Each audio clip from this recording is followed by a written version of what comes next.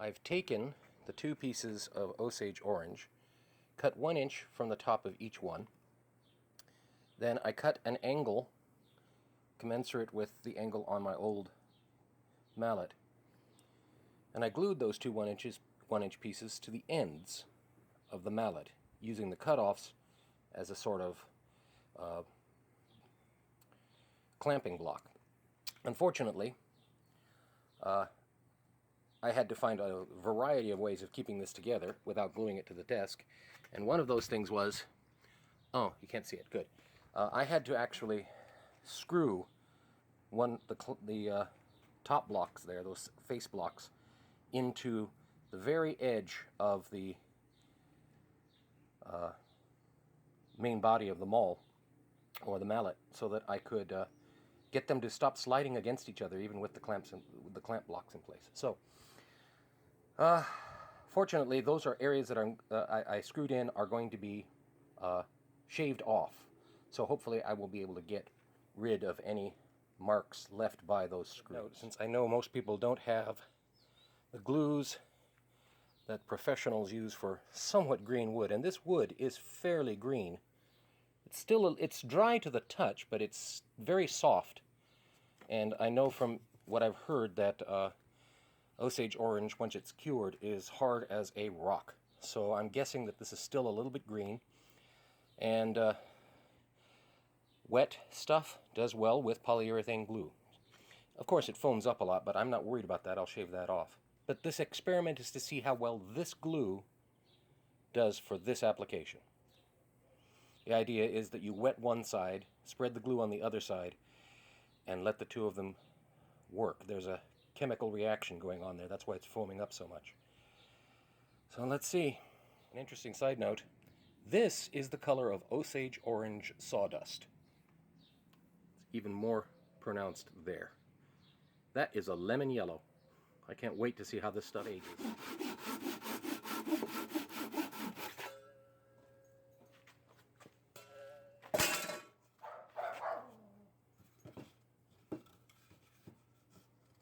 That's perfect. Alright, so I got it out of the clamps.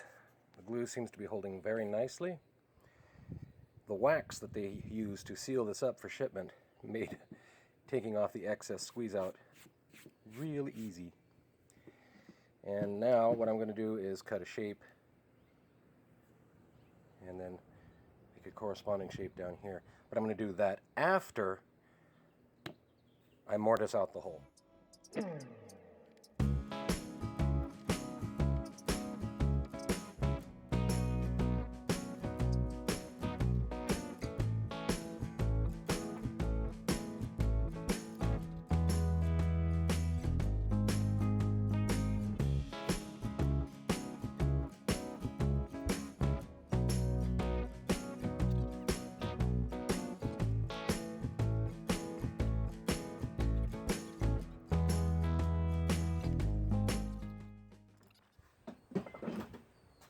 Alright, now this is all ready to go.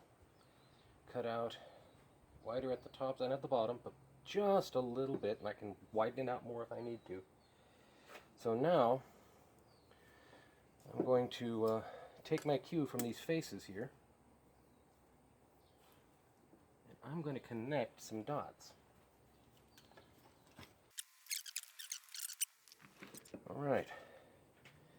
Taking it off down to there. It needs a little bit of refining, so I'll do that. With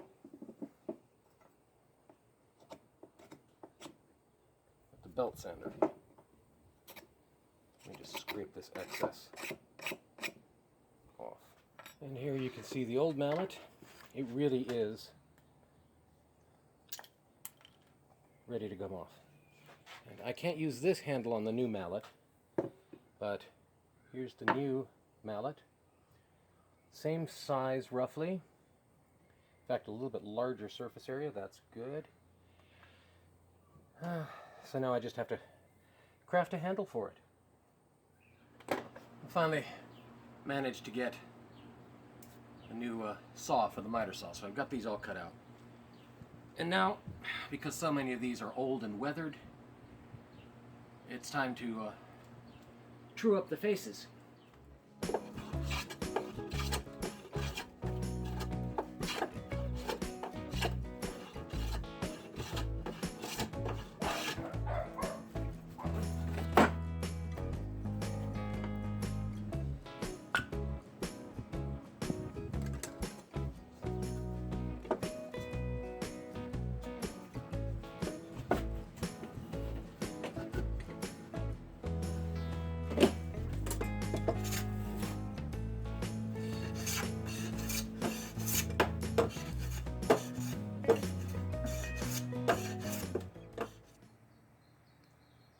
And here's how I'm going to be arranging the pieces so that it makes a square roughly 14 inches square. It's actually going to be 14.5 inches square up and down right there, which gives me some wiggle room to sand down parts of it, especially since these last two, let's get over here, these last two redwood boards are not exactly the same height as the others. So I could take down some there and some there and all the way around, and I will get 14 inches square. So now these are flush.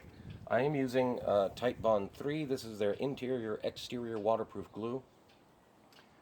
I use a larger variety of glues than most people would think for woodworking. You've seen me use epoxy. It doesn't always work.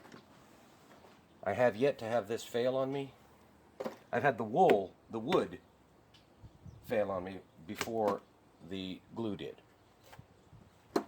So anyway, the idea now is to take two more pieces, stack them on top, and then I will have this unit. I glued this together, and then after it was clamped, I toenailed these things in, so add some extra mechanical bonding. And I'm going to repeat that with all of these. Get these all set up, make sure that I have the screws in. That, of course, also means that this is going to be a multiple day project because I have to take the time to let the glue set.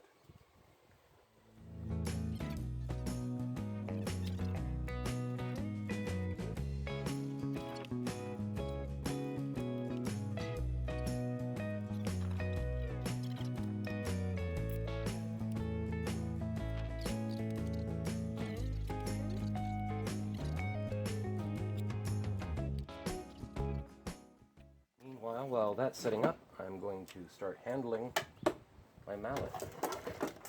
I have another piece of white oak, and I'm going to do the same taper that I did for the other mallet. And the idea behind that, as Paul Sellers has explained, you leave a little bit out above the mallet, but eventually you're going to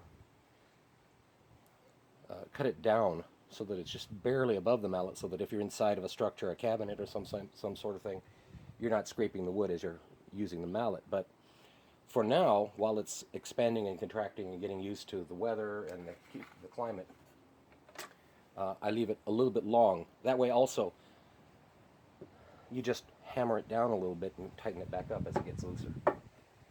So let's take care of that. Alright, so now the top of this, which is not perfectly square, is a little bit shy actually of what I want. Yeah, it's a little bit wider at the bottom and then at the top. So before I do anything else, I have to finish making the taper here.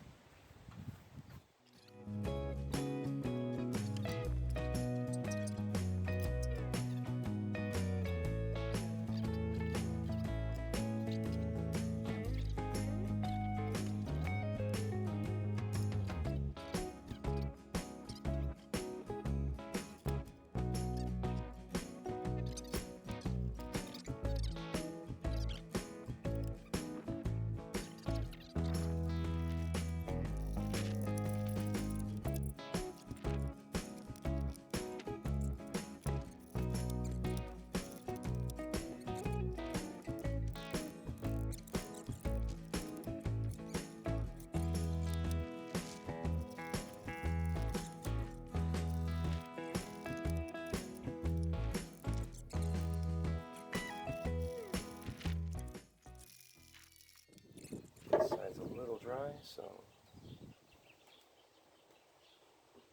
a few drops down there.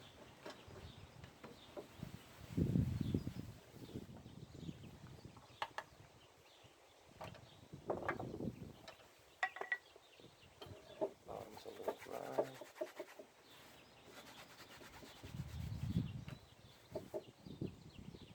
Yeah, the glue is already starting to separate from that. Probably because this was a very green wood.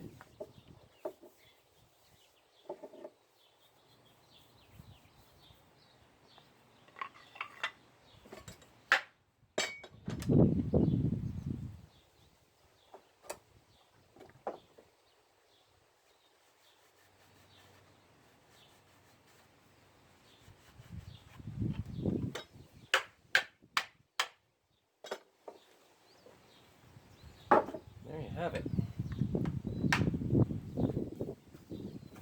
My new jointer's mallet.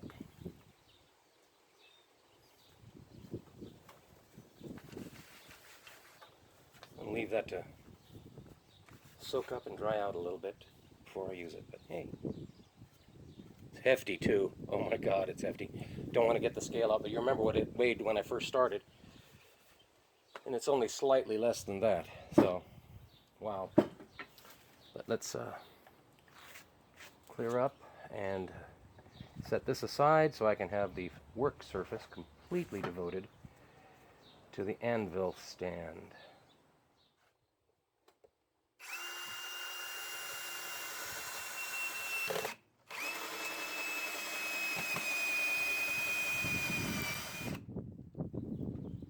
Keeping in line with those things.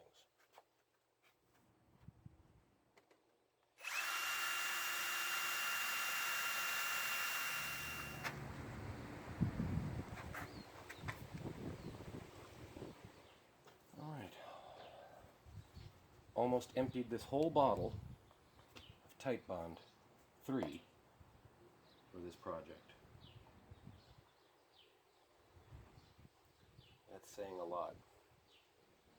Alright, so now I'm putting on the base, and I've got to cut this off. I have planed down these surfaces to as close to square as I can get them. There was a lot of shifting. And I'm basically going to do the same thing here and up at the top, maybe around the middle, and the stand will be done. Well, now I see where everything stands. I can tell that I need to level it out over on this side a lot more. But and I'm not going to use this to do it, though.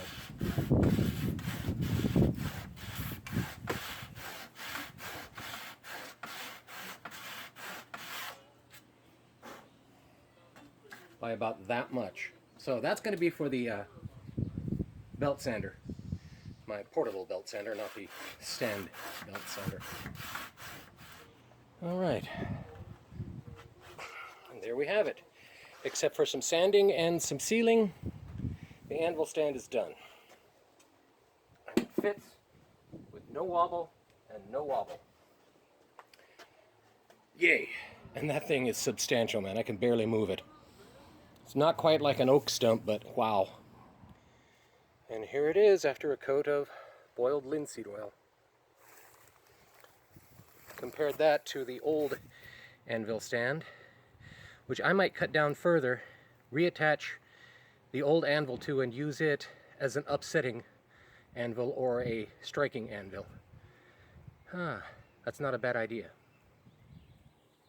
And there we have it. I have cleaned up my anvil face. Haven't done anything about the horn yet. Not sure I'm going to, actually. The chain is for a hold down.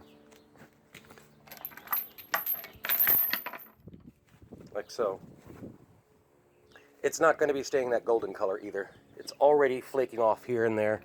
It's just zinc electroplating.